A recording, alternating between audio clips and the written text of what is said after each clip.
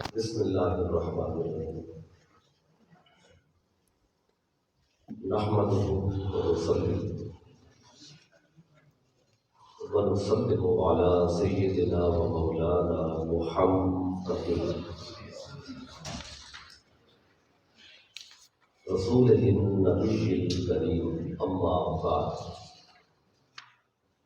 قال الله تبارك وتعالى في القرآن المجيد والفرقان الحميد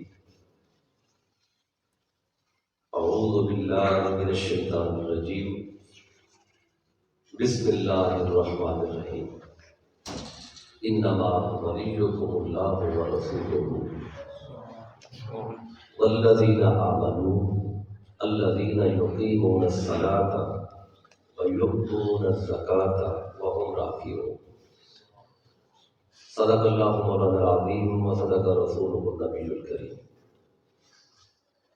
مولانا صل وسلم دائما ابدا على حبيبك خير الخلق كلهم هو الحبيب الذي ترجى شفاعته لكل هول من الاحوال مختلف. حمد و صلات کے بعد لائف کے صد احترام معزز اور مکرم مہمانان گرامی قدر، معزز علماء کرام اور معزز وابستگان اور کارکنان تحریک منہاج القرآن گوجرانوالہ، اور آج کی اس خوبصورت درس عرفان قرآن کی مجلس کا سلسلہ ذکر مولا کائنات مولا علی شیر خدا علیہ السلام میں آنے والے معزز حاضرین، اللہ تعالیٰ کا شکر کہ جس کی توفیق سے ہم اس عظیم الشان محفل میں جمع ہیں. دعا ہے اللہ تعالیٰ ہم سب کی حاضری اپنی بارگاہ میں قبول فرمائے.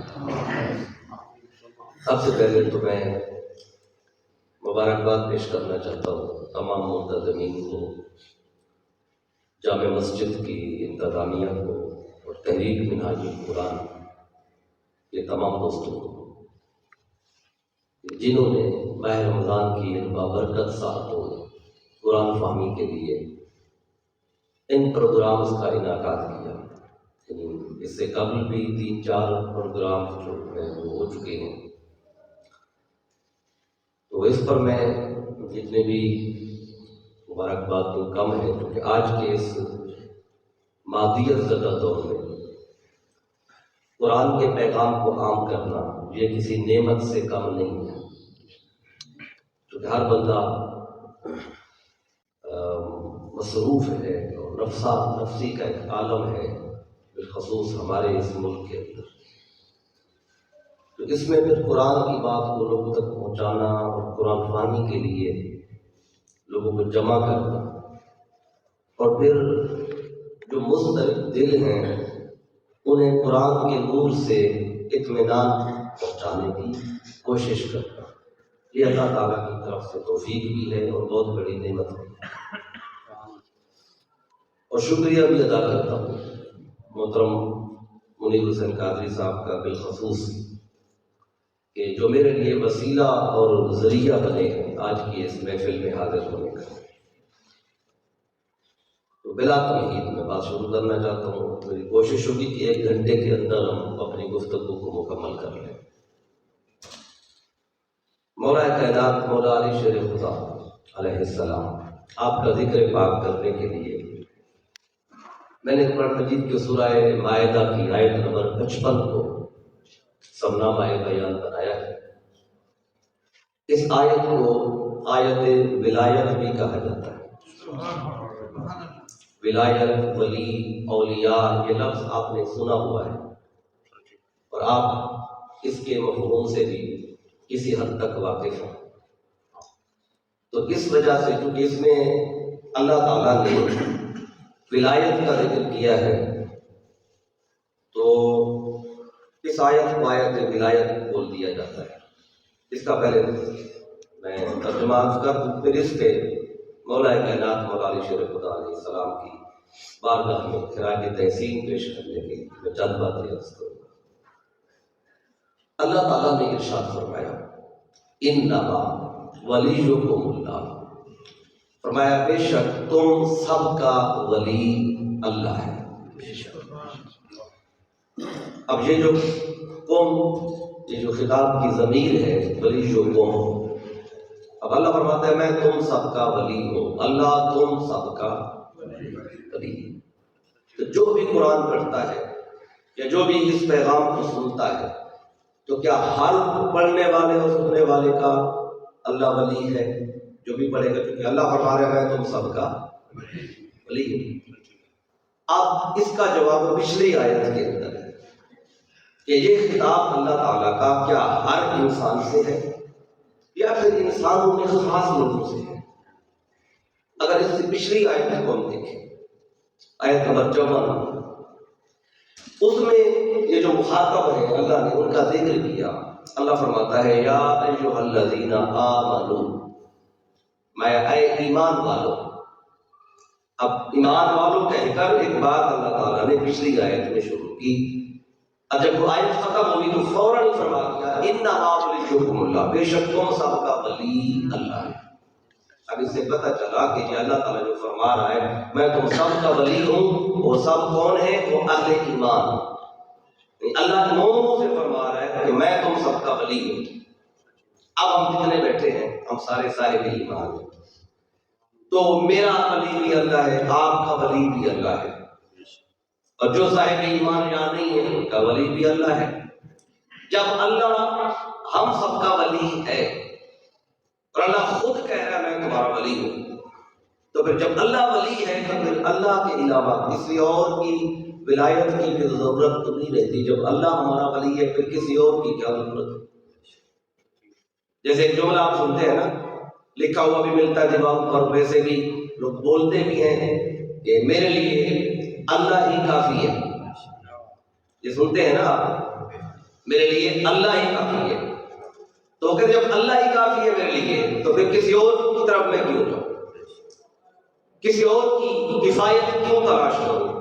اب اگر اتنی بات مان لی جائے کہ ہم سب کا ولی اللہ ہے اور وہ کہیں گے کہ ہم سب ہمارے لیے اللہ ہی کافی ہے، تو پھر بات تو قرآن سے ثابت ہو گئی ہے. تو اب ایک اور بھی جملہ آپ سنتے ہیں نا کہ کچھ کہتے ہیں میرے لیے اللہ ہی کافی ہے، اور کچھ دوست ایک اور کے ساتھ اس میں اضافہ کرتے ہیں اور لکھتے ہیں کہ میرے لیے اللہ اور اس کا رسول کافی ہے. یہ بھی آپ سنتے ہیں. تو پھر ایک طبقہ کہتے ہیں اللہ ہی کافی ہے، دوسرا کہہ رہے ہیں کہ میرے لیے اللہ اور اس کا رسول کافی ہے. تو کہیں گے یہ رسول کہاں سے ایڈ کیا ہے؟ اب وہ رسول ہم نے اپنی طرف سے ایڈ نہیں کیا، بلکہ اللہ نے جہاں بات جب فرمائی نا میں تم سب کا ولی ہوں، تو ساتھ ہی آگے فرما دیا وَرَسُولُهُ، میں بھی ولی ہوں، میرا مصطفیٰ بھی تم سب کا ولی ہے. اب یہ جو اللہ اس کا رسول کافی ہے یہ بات ہے تو یہ اپنی طرف سے نہیں ہے، یہ اللہ تعالیٰ نے فرمایا میں بھی ہوں ولی، لیکن میرے بعد میرا مصطفیٰ بھی تم سب کا ولی ہے. اب جب اللہ بھی ہمارا ولی ہو گیا، اللہ کا رسول بھی ہمارا ولی، ہمارے ولی ہو گئے، اب اللہ اس کے رسول کے بعد پھر کسی اور کی ولایت کی ضرورت رہتی ہے؟ تو جب اللہ بھی ہو گیا رسول بھی ہو گیا، تو اگر اللہ اس کا رسول ولی ہے پھر کسی اور کی ولایت کی ضرورت تو نہیں، تو پھر ولیوں کے پاس جاتے کیوں ہیں؟ اولیاء کا ذکر کیوں کرتے ہیں؟ ان کی سنت اور صحبت میں کیوں جاتے ہیں؟ ان کی ارادت میں کیوں جاتے ہیں؟ ان کی بیعت کیوں ہوتی ہے؟ پھر وہ تصور کہاں سے آیا؟ اب اللہ نے ورسولہ کے بعد بات کو ختم نہیں کیا، آیت کچھ آگے بھی کہہ رہی ہے. اب اگلا حصہ پڑھیں، پھر سنیں انما ولیکم اللہ، تم سب کا ولی اللہ ہے. ورسولہ، اللہ کہتے ہیں میں بھی ہوں، میرا مصطفیٰ بھی ہے. اور کون ہے میرے مولا؟ اللہ کہتا ہے والذین آمنوا، اور وہ لوگ بھی تمہارے ولی ہیں. کون سے؟ جو ایمان لائے. جو ایمان لایا ہر مومن ولی ہو گیا. اب تو یہاں پہ جتنے اہل ایمان ہیں سارے ولی ہو گئے. تو ولی تعالیٰ کیا ہر مومن ولی ہے؟ اللہ نے آگے شرط لگائی ہر مومن ولی نہیں ہے.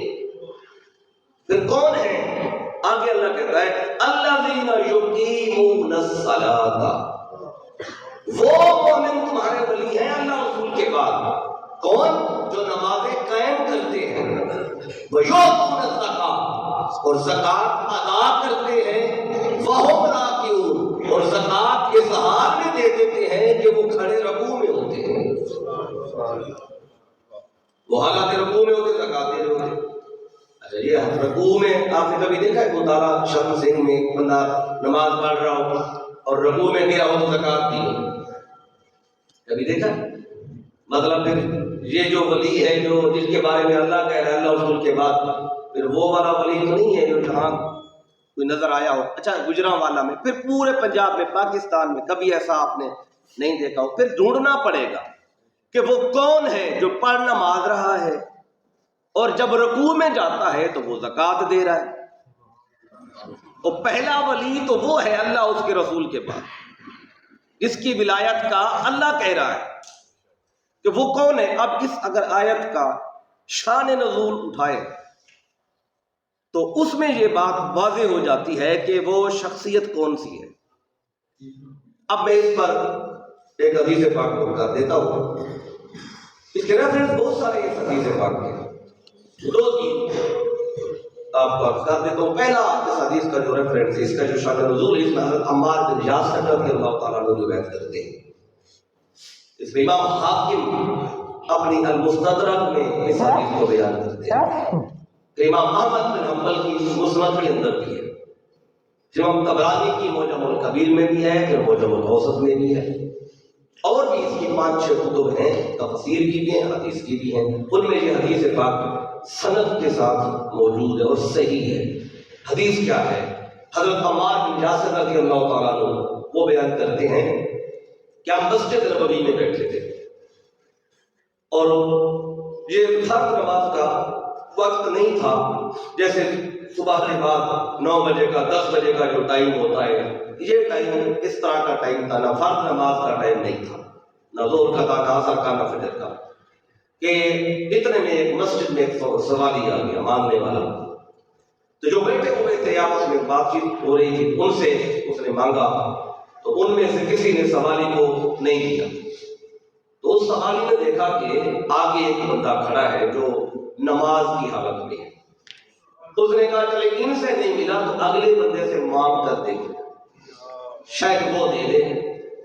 عمار بن یاسر رضی اللہ عنہ کہتے ہیں کہ وقف علی علی بن ابی طالب سائل وهو راکع فی تطوع، کہ فقیر آیا مولا علی شیر خدا کے پاس کھڑا ہو گیا، اس وقت آپ رکوع کی حالت میں جا چکے تھے، حالت رکوع میں تھے کہ فقیر نے سوالی نے مولا علی سے بھی کہا کہ مجھے آپ کچھ دے دیں اللہ کے نام پر، تو آپ حالت رکوع میں کیا کیا؟ فنازع خاتمہ فاعطى السائل، آپ اپنے دائیں ہاتھ کی چھوٹی انگلی میں انگوٹھی پہنا کرتے تھے، تو آپ نے دوران نماز ہی وہ انگوٹھی اتار کر فقیر کو دے دی۔ اب زکوٰۃ کا معنی جو ہے، زکوٰۃ اس کا مالی زکوٰۃ کا مطلب صرف یہ نہیں 2.5% پیسے دینا، ابھی زکوٰۃ یہ 2.5% والی فرق نہیں ہوئی تھی، لیکن اس وقت بھی قرآن میں لفظ زکوٰۃ استعمال ہو رہا تھا، جس کا مطلب صرف 2.5% پیسے دینا نہیں ہے، بلکہ چیریٹی خرچ کرنا، کچھ بھی خرچ کریں اس کو بھی زکوٰۃ کہا جاتا ہے۔ تو اس لفظ کو اس لیے اللہ تعالیٰ نے لفظ زکوٰۃ کے ساتھ اس عمل کو بیان کیا۔ مولا علی نے انگوٹھی دے دی، فقیر نے لے لی اور وہ انگوٹھی لے کے چلا گیا۔ اس کے بعد سے پیچھے جو صحابہ کرام بیٹھے تھے انہوں نے دیکھا کہ آج علی شیر خدا علیہ السلام نے ایک نیا کام کیا ہے، کیونکہ نماز میں یہ تدریجاً احکامات آئے ہیں، پہلے نماز میں کھانا پینا بھی تھا، چلنا پھرنا بھی تھا، سلام کا تو جواب بھی ساتھ ہی دے دیتے، آقا بھی دے دیتے تھے اشارے سے، لیکن آقا نے ایسا ایسا سارا منع کر دیا کہ اب نماز میں صرف اللہ کی طرف توجہ رکھنی ہے اور سلام یا باقی معاملات ختم۔ اب یہ جو کہ مدنی اور مسجد نبوی ہے اور مکے میں نماز بند ہو چکی تھی، کافی عرصہ بیت چکا تھا، احکام آ چکے تھے، صحابیوں نے پیچھے سے دیکھا مولا علی شیر خدا نے دوران نماز کام کیا ہے اور آپس میں بحث کرنے لگے، کوئی کہنے لگے کہ لگتا ہے علی کی نماز ٹوٹ گئی ہے، بعض نے کہا نہیں ٹوٹی، اگر ٹوٹتی ہوتی تو علی شیر خدا ہم سے زیادہ عالم ہے، وہ یہ عمل کرتے ہی نہ۔ پھر کچھ صحابیوں نے کہا چلے اپنی رائے کیا اس میں دینی ہے، آقا صلی اللہ علیہ وسلم حجرے میں موجود ہیں، آقا کے پاس چلے جاتے ہیں، آقا سے پوچھ لیتے ہیں، آقا آپ بتائیں علی نے یہ کام کیا ہے دوران نماز، ان کی نماز قائم ہے کہ ٹوٹی؟ ابھی وہ یہ بات کرنے کے لیے بیٹھے ہی تھے، اتنے میں مولا علی کی نماز ختم کر کے حضور کی خدمت میں تشریف لے جب آئے تو فَأَعْلَمَهُ ذَلِكَ، اور ساری بات جو تھی وہ آقا کی خدمت میں آ کے عرض کر دی، آقا جیسے ایسے نماز میں یہ ہوا ہے، آپ بتائیں نماز ٹوٹی ہے کہ غائب ہے؟ اب اس حدیث کو اور اس واقعے کو اور اس آیت کو بہت بڑے مفسر ہیں اور فقہی حوالے سے وہ تفسیر ہے احکام القرآن، امام ابو بکر الجصاص رحمۃ اللہ تعالی علیہ، سن وفات ان کا 365 کے لگ بھگ بنتا ہے، اور یہ 3 واسطوں سے امام اعظم ابو حنیفہ کے شاگرد ہیں اور اپنے وقت کے امام اعظم تھے۔ انہوں نے اس آیت کو اور اس واقعے کو اعمال یسیرہ، یعنی وہ چھوٹے کام جن کے کرنے سے نماز ٹوٹتی نہیں قائم ہوتی ہے، اس میں اس کو دلیل کے طور پہ پیش کیا۔ جب آقا کی خدمت میں پہنچے، مولا علی نے یہ واقعہ بتایا، فرمایا کہ علی کی نماز نہیں ٹوٹی بلکہ علی کی نماز قائم ہے۔ اور جب یہ بات ہو ہی رہی تھی، فنازلت علی النبی هذه الآیہ، اسی وقت جبریل یہ آیت لے کے آ گئے کہ انما ولیکم اللہ ورسولہ والذین آمنوا الذین یقیمون الصلاۃ ویؤتون الزکاۃ وهم راکعون۔ علی نے جو کام کیا ہو گیا، فقیر آیا چلا گیا، اللہ نے اس ساری بات کو قرآن بنا دیا۔ بے شک میں بھی تمہارا ولی ہوں، میرا رسول بھی تمہارا ولی ہے، اور یہ صاحب ایمان جو نماز پڑھتے ہوئے رکوع میں زکات دے رہا ہے، یہ بھی تم سب کا ولی ہے۔ فقال اللہ کا رسالت کو پڑھا، اور آیت پڑھنے کے فوراً بعد پھر وہ حدیث بڑی مشہور ہے جو آپ اکثر سنتے ہیں، اس کا حصہ پھر آقا فرماتے ہیں من کنت مولاہ فعلی مولا، جس کا میں مولا ہوں اس کا تیری مولا۔ اب یہ حدیث پاک ہے اور یہ اس کا شان نزول ہے، اس یہ واقعہ ہے۔ اب آپ نے دیکھا کہ وہ کون ہے جو حالات رکوع میں دے رہا ہے، خرچ کر رہا ہے، اس شخصیت کا نام علی شیر خدا ہے۔ اچھا آپ دیکھیں کہ یہاں اللہ نے مولا علی کو ولی کہا ہے، اب اللہ بھی ولی، اللہ کا رسول بھی، اور اسی آیت میں مولا علی بھی ولی۔ اب یہاں پر جو ولی، اب دیکھیں کسی کے بارے میں تاریخ نے بتایا کہ یہ ولی، کسی کے بارے میں حدیث نے بتایا کہ فلاں ولی، لیکن علی شیر خدا وہ ہے جن کے بارے میں خود اللہ کہتا ہے یہ ولی ہے۔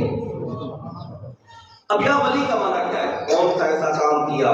حضرت علی شیر خدا علیہ السلام نے اللہ نے تو ولی کہا۔ اب ولی کا معنی بھی متعین کرنا بڑا ضروری ہے، کیونکہ ولی کے بہت سارے معنی ہیں، 5-6 معنی میں اس کے آپ کو عرض کر چکا۔ عربی زبان بہت وسیع زبان ہے، اس میں ایک لفظ کے 100 معنی بھی ہو جاتے ہیں۔ اب اس کا معنی سمجھیں، عربی لغت میں اس کا ایک معنی ولی کا معنی ہوتا ہے قریبی، قریب والے کو بھی ولی کہتے ہیں۔ اس کا دوسرا معنی ہوتا ہے وارث، اور تیسرا اس کا ایک معنی ہے محبوب، جس سے محبت ہو اس کو بھی ولی کہا جاتا ہے، اور چوتھا اس کا معنی ہے دوست، اور پانچواں اس کا معنی ہے حاکم، حاکم وقت کو بھی ولی کہا جاتا ہے، اور چھٹا اس کا معنی ہے مشکل دور کرنے والا، مددگار۔ اب ان 6 میں سے اس آیت میں ولی کس معنی میں آیا؟ اب یہ فیصلہ کون کرے گا؟ آج اگر کوئی بندہ اس آیت کو پڑھے یا وہ حدیث من کنت مولا فعلی مولا ہو، اس میں مطلب یہ بیان ہو جائے گا جس کا میں محبوب ہوں اس کا علی محبوب ہے، کیونکہ ولی کا معنی محبوب بھی ہے، ولی کا معنی دوست بھی ہے، ولی کا معنی قریبی بھی ہے۔ تو اب ولی کے کیونکہ کافی سارے معنی ہیں، تو اب یہاں کیا معنی؟ اب اس پہ مفسرین نے اصول لکھا ہے، وہ کہتے ہیں کہ لفظ کے معنی ہو زیادہ، اور آپ نے متعین کرنا ہو کہ زیادہ میں سے یہاں کون سا ہے۔ وہ کہتے ہیں اس کے واقعے کو، اس شان نزول کو سامنے رکھیں، اس واقعے کو، شان نزول میں کوئی واقعہ جو بھی ہو وہ واقعہ دیکھیں، پھر آیت کا مفہوم سمجھیں، واقعے کے مطابق اس لفظ کا معنی کریں۔ اب مجھے بتائیں کیا وراثت کا کوئی مسئلہ تھا، چھڑا ہوا تھا کہ اللہ نے بتایا ہو کہ علی تمہارا وارث ہے؟ ایسی بات تو کوئی نہیں۔ کوئی غربت کا معاملہ تھا کہ فلاں قریب ہے، فلاں قریب ہے اللہ رسول کے بعد، اب علی قریب ہے، غربت کی بات بھی نہیں تھی، حاکمیت کی بات تھی، حاکم کون ہے یہ بھی مسئلہ کوئی نہیں پیش آ رہا تھا۔ تو پھر معاملہ کیا تھا؟ ایک فقیر آیا تھا، مشکل میں تھا، دوران نماز ہی علی شیر خدا نے اس کی مشکل دور کر دی، اس کی مدد کر دی۔ تو اب یہاں لفظ ولی کسی اور معنی میں نہیں بلکہ اس معنی میں ہے جو اس کا معنی ہے مشکل دور کرنے والا، مددگار. اب کوئی اور معنی یہاں پہ نہیں بنتا کیونکہ واقعہ پیچھے مشکل کن کرنے کا ہے. تو اب اس کا مطلب یہ ہوا انما ولیکم اللہ. اللہ کہہ رہے ہیں میں تم سب کا مشکل کشا ہوں. ولی کا معنی مشکل کشا ہے. دوسرا اللہ کہتا ہے میں رسول ہوں, میرا رسول بھی تم سب کا مشکل کشا ہے. اور اللہ اس کے رسول کے بعد اہل ایمان میں جو پہلا مشکل کشا ہے وہ علی شیر خدا ہے. اب حضرت علی شیر خدا علیہ السلام کو تو اللہ نے مشکل کشا کہا. مشکل کشا کا خلاف فارسی کا ہے تو میں اردو میں کہتے ہیں مدد کرنے والا, مددگار, تو فارسی میں کہتے ہیں مشکل کشا. اب آج جملہ اگر کوئی بولے بندہ جس معاشرے میں ہم رہتے ہیں کیونکہ یہاں فتنوں کا دور ہے, اگر کوئی بندہ یہ بولے کہ مولا علی مشکل کشا علی تو لوگ اس پہ کتنے پریشان ہو جاتے ہیں. اگلے کہتے ہیں مولا بھی اللہ ہے, مشکل کشا بھی اللہ ہے, تو علی کیسے ہو گئے مولا, علی کیسے ہو گئے مشکل کشا؟ بھائی وہی اللہ قرآن میں خود کہہ رہا ہے میں بھی مشکل کشا ہوں, میرا مصطفیٰ بھی ہے اور پھر ساتھ علی شیر خدا بھی ہے. تو ان کو تو مشکل کشا اللہ کہہ رہا ہے. اب یہ جو میں نے معنی بتایا مشکل کشا, اب دیکھیں اسی پر میں نے آگے کچھ باتیں آپ کو عرض کرنی ہے. مشکلیں حل کرنا, مشکلیں دور کرنا. اب جس ذات کو اللہ مشکل کشا کہے, اب وہ کیسی مشکلیں حل کی مولا علی شیر خدا نے, اگر میں سے دو تین کی طرف میں آپ کی توجہ چاہوں. اب دیکھیں حضرت علی شیر خدا علیہ السلام آپ کے بارے میں آتا ہے, اور صحابہ حضرت سے ابن مسیب رضی اللہ تعالیٰ نے حدیث پاک کو کوٹ کرتے ہیں, متعدد اس کی ریفرنس ہے. اور حضرت شیخ الاسلام میں نے کہا کہ قدموں میں بیٹھ کے میں نے پڑھا تو آپ نے مولا علی شیر خدا علیہ السلام کی شان پر جو حدیث پر کتاب مرتب کی ہے مولا علی کے علم کے حوالے سے, باب مدینۃ العلم, اس میں اس کے سارے ریفرنس موجود ہیں. اس حدیث کے صحابی کہتے ہیں کہ آقا صلی اللہ علیہ وسلم فرمایا کرتے تھے, اور صحیح بخاری میں حدیث ہے, آقا ممبر پر ہوتے آقا فرمایا کرتے تھے سلونی اما شئتم, آقا فرماتے پوچھو جو بھی مجھ سے پوچھنا ہے. تو پوچھنے والا جو بھی پوچھتا تھا میرے آقا اس کو جواب دیتے تھے. کسی نے آپ نے نسب کا پوچھا باپ کون ہے, آقا نے نسب بتا دیا. کسی نے کوئی غیب کی بات پہلے کی پوچھی وہ بتائی, کہ میری قیامت کی پوچھی وہ بتائی. جس نے جو بھی پوچھا, جو کہتا ہے نا سلونی پوچھو مجھ سے, تو اس کا مطلب ہے کہ آگے سوال کی قید کوئی نہیں ہے, دنیا کا ہو یا آخرت ہو, کسی بھی قسم کا سوال ہو تو وہ کہتا ہے جواب. میں اگر یہاں بیٹھ کے میں کہتا ہوں آپ کو سلونی پوچھو جو مجھ سے پوچھنا ہے, اور ایک بندہ اگر کھڑا ہو جائے آپ سے پھر وہ کہے نہیں بتا کہ میرا گھر کس گلی میں ہے, میں تو نہیں بتا پاؤں گا. لیکن جو کہتا ہے نا سلونی جو پوچھنا ہے پوچھو, پھر وہ یہ شرط نہیں لگاتا کہ یہ پوچھو اور یہ نہ پوچھو, وہ کہتے ہیں جو پوچھنا ہے پوچھو. اب آقا نے تو فرمایا اپنی حیات ظاہری, لیکن صحابی کہتے ہیں اللہ کے رسول صلی اللہ علیہ وآلہ وسلم کے بعد آقا کی امت میں اگر کسی نے منبر پہ یہ کہا ہے سلونی جو پوچھنا ہے پوچھو, وہ کہتے ہیں وہ صرف علی شیر خدا ہے. اب امام زرقانی کی مواعظ کے اندر یہ روایت موجود ہے. مولا علی شیر خدا تشریف فرماتے ہیں منبر پہ آقا کی حیات ظاہری کے بعد, تو آپ نے مجمع سے فرمایا سلونی پوچھو جو بھی پوچھنا ہے, کیونکہ آقا نے مجھے باب مدینۃ العلم بنایا ہے. میں علم کے شہر کا دروازہ, پوچھو جو پوچھنا ہے. ایک بندہ کھڑا ہو گیا, اس نے بالکل سفید لباس پہنا ہوا تھا, جوان کا بندہ بالکل اجنبی تھا, پورا علاقہ اسے جانتا نہیں تھا, پہلی بار دیکھ رہے تھے. مسافر ہوتا تو کپڑے میلے ہوتے, تھکن کے آثار ہوتے, کسی کے پاس ٹھہرا ہوتا تو کوئی بتاتا میرے پاس ٹھہرا, کسی نے کوئی جس کو جاننے والا بھی نہیں, وہ کھڑا ہو گیا مجمع میں. اس نے کہا اے علی میں پوچھوں, فرمایا آپ پوچھو. اس نے کہا اے جبریل فی ھذا الوقت, کہنے لگے اے علی بتائیں اس ٹائم جبریل کدھر ہے. اب جبریل تو ہے فرشتہ اور مولا علی ایک بشر اور انسان ہے. آپ فرما دیتے مجھ سے انسانوں کا پوچھو, فرشتوں کو کیوں پوچھتے ہو, مجھے کیا پتا جبریل کدھر, وہی بھی نہیں آ رہی, آقا کی حیات ظاہری وہ بھی ختم ہو چکی, جبریل کا آنا جانا بھی بند ہو گیا. میں کیسے بتاؤں جبریل, لیکن آپ نے یہ نہیں فرمایا کہ مجھ سے جبریل کو کیوں پوچھ رہے ہو, کیونکہ جو کہتا ہے نا سلونی پوچھو جو بھی پوچھنا ہے, پھر وہ یہ نہیں کہتا یہ پوچھو یہ نہ پوچھو. اس نے کہا بتائیں جبریل, آپ نے کیا کہا نظر الی السماء یمینا و شمالا, ثم آپ نے نگاہ آسمان کی طرف اٹھائی، دائیں بائیں دیکھا، پھر زمین کی طرف توجہ کی، تو پھر اس شخص سے فرمایا فما وجدته فی السماء وما فی الارض، اور میں اس وقت میں نے جبریل کو نہ آسمانوں میں دیکھا ہے نہ زمین کے ارد گرد دیکھا ہے۔ مولا علی فرماتے ہیں لعلہ انت جبریل، میں کہتا ہوں جبریل تو ہی ہے، اور وہ واقعی جبریل تھا انسانی شکل میں۔ تو جب ساتھ والوں کو پتہ چلا جبریل ہے، انہوں نے کہا جبریل آج آ ہی گیا ہے، ذرا ہاتھ لگا لے، محسوس کر لے، تو انسانی شکل میں تھے، پھر فوراً وہاں سے چلے گئے، نظر نہیں غائب ہو گئے۔ اب یہ جبریل کا پوچھا بتا دیا۔ اور یہ میں نے ایک بات آپ کو سلونی کا جو آقا صلی اللہ علیہ وسلم کی بارگاہ سے فیض ملا تو آپ کو عرض کیا۔ اب جب میرے آقا صلی اللہ علیہ وسلم نے مولا علی شیر خدا کے بارے میں یہ فرمایا تھا کہ میں علم کا شہر ہوں، علی اس کا دروازہ ہے، جب یہ بات پھیلی دنیا کے اندر کہ انا مدینہ العلم وعلی الباب، اس پر پوری حدیث پر مرتب پوری کتاب ہے، اس کے سارے اس کے ریفرنس وہ ایک ہی کتاب کے اندر حضور شیخ الاسلام نے سارے جمع کر دیے۔ اب اس میں اگر ریفرنس دیکھنا چاہیں تو چھوٹی سی کتاب ہے، حدیث پر مشتمل ہے، وہ آپ کو مل جائے گی۔ میں اب جلدی سے آگے بڑھنا چاہتا ہوں۔ اب میرا آقا نے یہ فرمایا تو یہودیوں تک جب یہ بات پہنچی نا کہ علی باب مدینہ العلم ہے، ان کے ذہن میں خیال سوالات آئے کہ جا کے ذرا دیکھیں تو صحیح علی کے پاس کیسا علم ہے، وہ علم کیا ہے کہ ان کو مدینہ العلم کہا جاتا ہے۔ انہوں نے اپنے پڑھے لکھے لوگوں میں سے نا ایک بندے کو بھیجا کہ جاؤ علی شیر خدا سے کوئی سوال کرو مشکل تاکہ پتہ چلے ان کے پاس علم کیسا ہے، امتحان لینے کے لیے بندہ بھیجا۔ جب وہ آیا تو مولا علی شیر خدا اس دن سفر پہ روانگی کی تیاری کر رہے تھے، اور آپ کو پتہ ہے جو بندہ سفر پہ جا رہا وہ جلدی میں بھی ہوتا ہے، تو وہ بھی سمجھدار بندہ تھا جو سوال کرنے آیا تھا آپ سے۔ اس نے دیکھا علی شیر خدا علیہ السلام سواری کی تیاری کر رہے ہیں اور جانے کی تیاری کر رہے ہیں، تو وہ آتے ہی دیکھ کر وہیں سے واپس چلنے لگا کہ آج ڈسٹرب نہیں کرتا کیونکہ جلدی میں ہے، سوال کا جواب نہیں دے پائے گا کیونکہ سوال مشکل ہے۔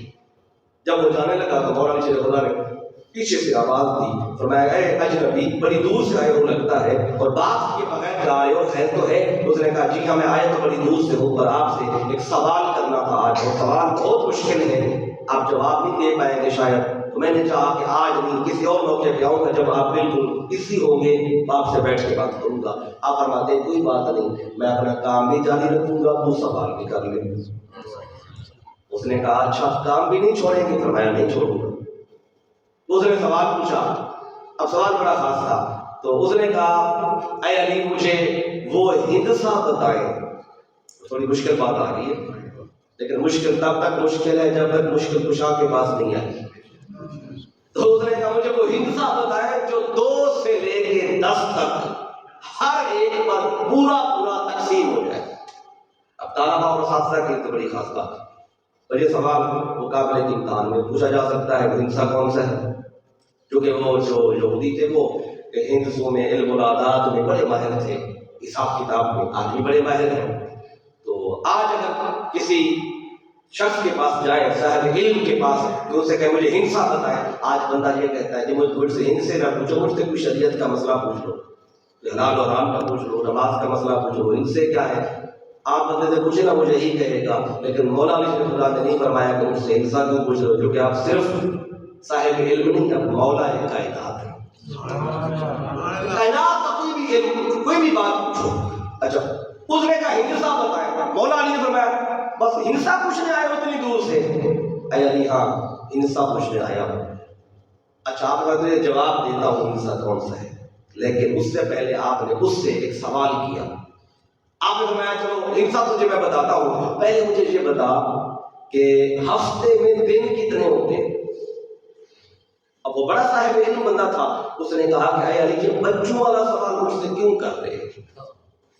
بھئی چھوٹا بچہ جو اسکول جانا شروع ہوتا ہے نا تو اتنا تو اس کو بھی پتا ہوتا ہے ہفتے میں کتنے دن، کیونکہ اس کو بھی اتوار یاد رکھنا ہوتا ہے کہ چھٹی کس دن ہے، وہ بھی انگلیوں پہ اس کو یاد ہوتا ہے ہفتے میں کتنے دن۔ تو اس مولا علی نے بتا ہفتے میں دن کتنے ہیں؟ اس نے کہا اے علی یہ تو بچوں والا سوال ہے، بچے بھی جانتے ہیں، مجھ سے مشکل پوچھے بات آپ فرماتے ہیں کہ بتا دو جو بھی ہے جواب اس کا۔ اس نے کہا کہ ہفتے میں تو 7 دن ہوتے ہیں۔ فرمایا اچھا یہ بتا مہینے میں دن کتنے ہوتے ہیں؟ اس نے کہا یہ بھی بڑی سادہ بات ہے، سب کو پتہ ہے 30 دن ہوتے ہیں۔ اچھا چلو یہ بتا سال میں مہینے کتنے ہوتے ہیں؟ اس نے کہا یہ بھی بڑی عام فہم بات ہے، 12 مہینے ہوتے ہیں۔ تو آپ نے فرمایا چلو ایسا کر، ہفتے میں دن تھے 7 اور مہینے میں دن تھے 30، 7 کو ضرب دے 30 سے بن جائے گا 210، پھر اس کو ضرب دے 12 سے، سال میں مہینے کتنے 12، تو حاصل ضرب جو بھی آتا ہے وہ کون سا آتا ہے 5220، 5000 سوری تو یہ 2520 بنتا ہے، 2520 2520 جی آپ کیلکولیٹر پہ گھر جا کے حساب کر لیجئے گا۔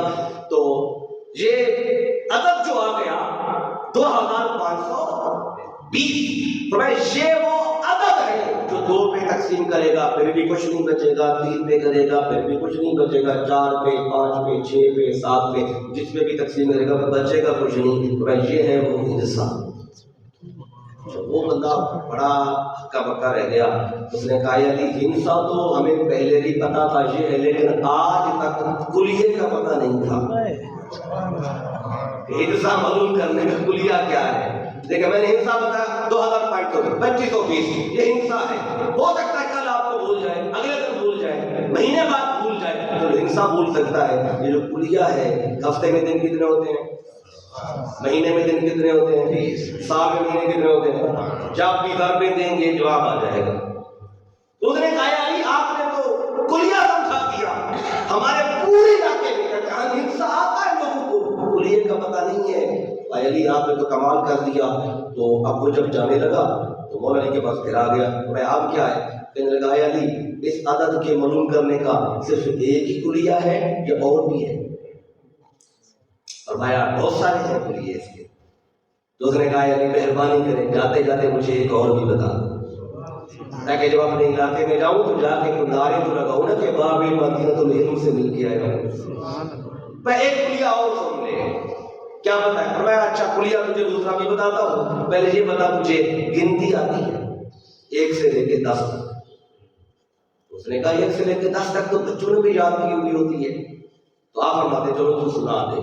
اب اس نے گنتی سنائی 1 سے 10 تک، عربی میں سنانی تھی، عرب تھے تو 1 2 3 4 5 6 7 8 9 10 تو 10 تک گنتی سنائی۔ آپ فرماتے ہیں 1 سے لے کے 10 تک جہاں جہاں جس ہندسے میں عدد میں عین استعمال ہوئی ہے، عین، ٹھیک ہے، کیونکہ تو علی کے پاس آیا ہے تو عین والا نکال لے۔ جہاں جہاں پہلی عین کا واحد میں عین کوئی نہیں، اس نام میں کوئی نہیں، صلاح میں بھی کوئی نہیں، پہلی عین آتی ہے 4 کے اندر۔ اب یہ 4 کو آپ نے یاد رکھنا ہے، پہلی عین کہاں آئی ہے 4 میں، دوسری کہاں پہ آئی ہے آگے 5 6 7 7 دوسری 7 کے اندر آئی ہے، پہلی 4 میں دوسری 7 میں، آگے ہے 8 میں کوئی نہیں ہے، 9 عین ہے اس میں آخر میں، تجھے 9 میں 4 میں 7 میں اور 9 میں، آخری عین آتی ہے 10، ٹھیک ہے، عین سے شروع ہوتے ہیں 10، تو یہ 4 میں عین آئی ہے، 4 ہندسوں میں، تو 4 میں سے پہلی 4 کے اندر ہے، پھر 7 میں 9 میں اور 10 میں۔ مولا بھی فرماتے ہیں چلو 4 کو ضرب دے 7 سے، حاصل ضرب آئے اسے ضرب دے 9 سے، تو حاصل ضرب آئے ضرب دے 10 سے، پھر وہی عدد نکل آئے گا 2520۔ اب دوسرا کلیہ بھی سمجھا دیا۔ اب یہ میں نے آپ کو چھوٹی سی مثال دی ہے کہ یہ جو آقا صلی اللہ علیہ وسلم نے فرمایا میں علم کا شہر ہوں، علی اس کا دروازہ ہے، تو چھوٹی سی اس کی ایک میں چلا کرتی بہت ساری اس حوالے سے اور باتیں جلدی سے آگے بڑھتا ہوں، کیونکہ اللہ نے مولا علی کو مشکل کشا، مولا کا معنی مشکل کشا فرمایا، تو اس پر مشکل جب بھی آئی ہے ہر مشکل کشا سے ملا ہے، اور زمانہ کوئی بھی تھا، دور خلافت کسی کا بھی تھا، ایک دور خلافت کا مطلب ہے حضرت عمر بن خطاب رضی اللہ تعالیٰ آپ کا دور خلافت تھا، آپ مسجد نبوی میں منبر تشریف فرما تھے، آپ نے دیکھا کہ مدینے کے لوگ ایک شخص کو مارتے ہوئے لا رہے۔ اب یہ بات بیان کرنے والے امام شبلنجی رحمۃ اللہ تعالیٰ علیہ اور کتاب کا نام نور الابصار، اس میں یہ بات تفصیل کے ساتھ موجود ہے۔ تو وہ مارتے ہوئے کوئی اس کو تھپڑ مار رہا ہے، کوئی اس کو چھٹا مار رہا ہے، دھکا دے رہے ہیں۔ امیر المومنین نے دیکھا، کیوں مار رہے ہیں اس کو؟ انہوں نے کہا اے امیر المومنین، یہ بندہ بڑی عجیب باتیں کرتا ہے، جی چاہتا ہے کہ اس کا دماغ سیٹ کریں، آپ بھی اس کی سنیں تو آپ بھی حکم جاری کریں، کتنے بڑے مارنے کتنے دورے مارنے ہیں۔ اب چار باتیں کیا تھی بڑی غور طلب ہیں۔ وہ پہلی بات کرتا تھا، انہوں نے کہا اے امیر المومنین، یہ کہتا ہے مجھے فتنے سے پیار ہے، فتنے سے پیار ہے، اور دوسری بات یہ کہتا ہے مجھے حق اچھا نہیں لگتا، فتنے سے پیار کرتا ہے اور حق اس کو اچھا نہیں لگتا، اور تیسری بات یہ کہتا ہے یہودی بھی سچے ہیں عیسائی بھی سچے ہیں، چوتھی بات یہ کہتا ہے کہ جو میرے پاس ہے وہ رب کے پاس بھی کوئی نہیں، میرے پاس ہے جو اللہ کے پاس وہ نہیں ہے۔ اب سارے جن نے سنا تو سارے حیران تھے، کسی نے اس کو تھپڑ مارا، کسی نے اس کو دھکا دیا، کہ تیرا دماغ خراب ہے، کلمہ تو مصطفیٰ کا پڑھتا ہے اور کہتا ہے کہ تیرے پاس ہے رب کے پاس بھی کوئی نہیں، فطرہ تجھے پیارا ہے، حق تجھے اچھا نہیں لگتا، تجھے یہودی بھی سچے لگتے ہیں عیسائی بھی سچے لگتے ہیں، اور جھوٹے کون ہیں؟ مسلمان ہیں۔ اب سب نے اس کا دماغ جو سیٹ، اب اگر مطالعہ کے اندر اگر ایک بندہ کلمہ میرے آقا کا پڑھتا ہو، مسلمان ہو، نمازیں بھی پڑھتا ہو، اور علاقے میں چوک پہ چوراہے پہ کھڑے ہو کے کہے کہ مجھے حق اچھا نہیں لگتا اور فتنے سے پیار ہے، جو میرے پاس ہے اور آپ کے پاس بھی نہیں ہے، تو آپ اس کا کیا حشر کریں گے؟ پھر اس کو سمجھانے کی کوشش کریں گے نا۔ تو انہوں نے بھی یہی کیا، آگے امیر المومنین کے پاس تھا، اے امیر المومنین اب آپ حکم جاری کریں، اس کو دور کوڑے مروائیں۔ اب امیر المومنین عمر بن خطاب رضی اللہ عنہ اب بیٹھے ہیں، سوچ میں ہیں کہ کتنے کوڑے ماروں، اس کو کتنے کوڑے ماروں۔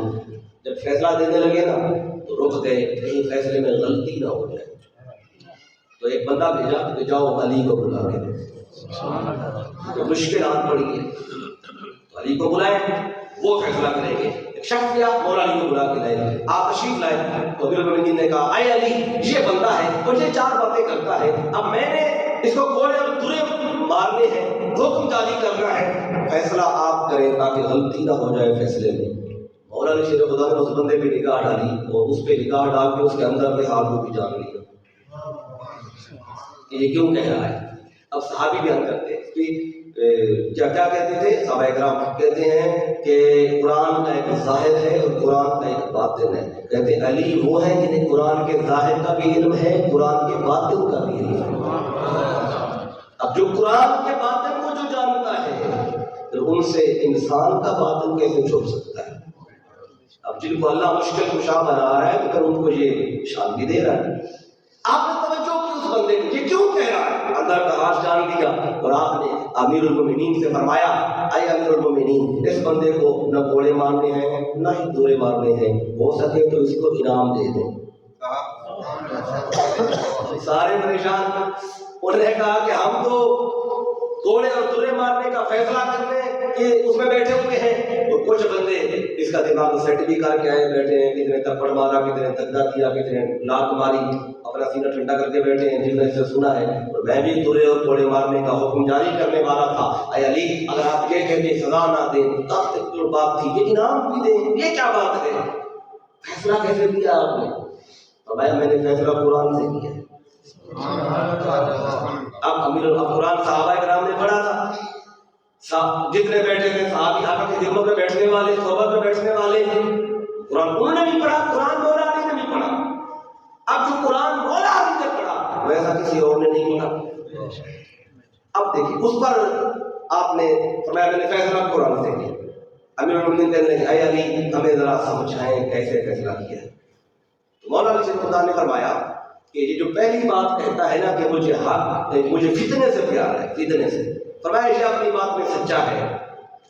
آپ نے پوچھا کہ کیسے سچا ہے؟ مولا علی سے خدا نے قرآن کی آیت پڑھی، یہ 12:28 ہے، سورۃ کا نام ہے تغابن، وہی آیت موجود ہے۔ اللہ کہتا ہے انما اموالکم واولادکم فتنہ، اللہ کہتا ہے یہ جو تمہاری اولاد ہے نا یہ ہے فتنہ۔ اب اولاد ہے فتنہ، مولا نے فرمایا اولاد تو فتنہ ہے۔ کتنے بیٹھے تھے سب سے پوچھا بتاؤ بھائی تمہیں اولاد سے محبت ہے کہ نہیں ہے؟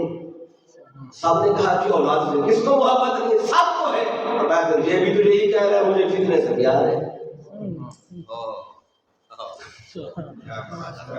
تو یہ بھی تو یہی کہہ رہا ہے نا مجھے فتنے سے پیار ہے، تو پھر تم پیار کرو تو ٹھیک ہے، یہ پیار کرے تو مانتے ہو اس کو، یہ کیسی بات ہے؟